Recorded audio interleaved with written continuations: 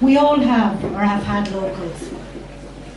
My most enduring local pub was McCabe's Bar out on Clare Island. It's been closed now for some time.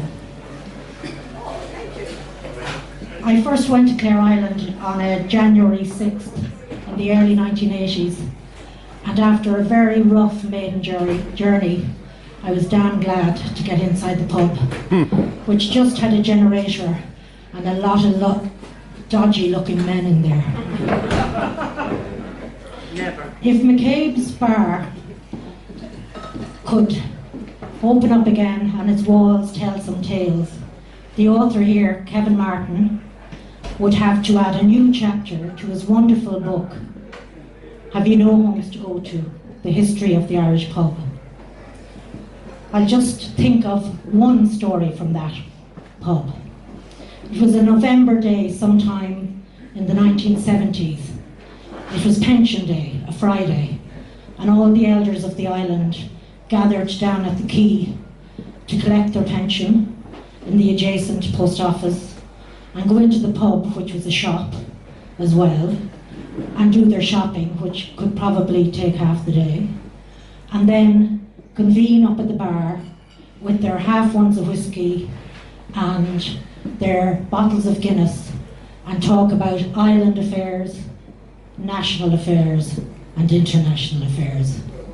On one of these days, a group of happy-go-lucky American tourists, all women, happened on the scene, and they were a little surprised to see a small, thin, wiry man with a big hat and a bigger moustache handing out certificates to all the men. And they wondered, they were saying, oh my God, what's this about? And so Michael Joe, the late Michael Joe O'Malley, explained that once a year, the men of the island were assessed for their sexual prowess and put into dipping troughs. And they got a certificate if they passed the test. Of course, it was the sheep that were really being dipped that day. Anyway, McCabe's was always a traditional pub right up until the end, right up until it closed almost 20 years ago. And I doubt if the inimitable Bernard McCabe would disagree with the 1932 article in the Irish Times denouncing cocktails. It is supposed by many to induce an appetite and to stimulate intelligent conversation. In fact, it absorbs the pancreatic juices and encourages cheap wit. You'd never find cheap wit in McCabe's pub on Clare Island. But one thing that would definitely have been able, Bernard would have used, was the bona fide clause. This clause was a hangover from coach travel days, allowing genuine travellers who were 3 miles from home to partake in alcohol outside normal hours. And all hours out on McCabe's on Clare Island were abnormal. I remember one innocent visitor asking Bernard, so what time do you close?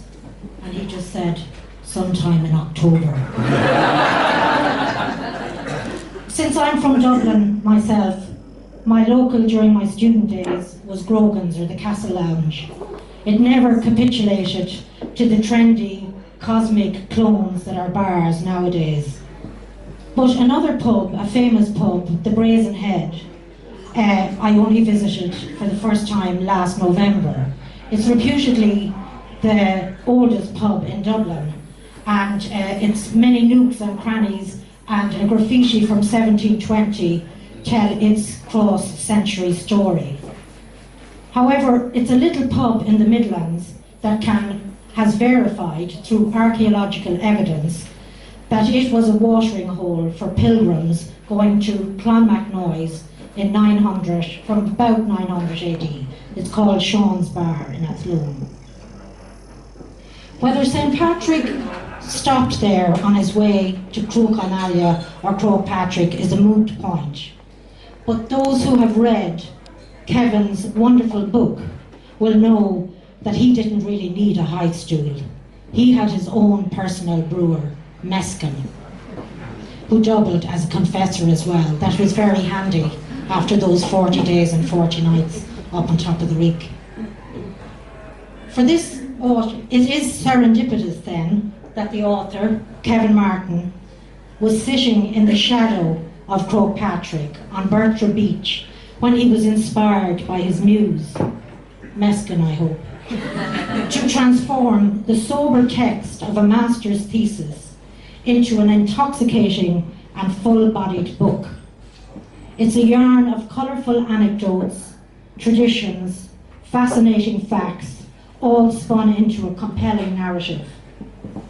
And now, before the barman calls time, I'd like to say skål and sláinte to Kevin Martin for your wonderful book and hand over proceedings to him.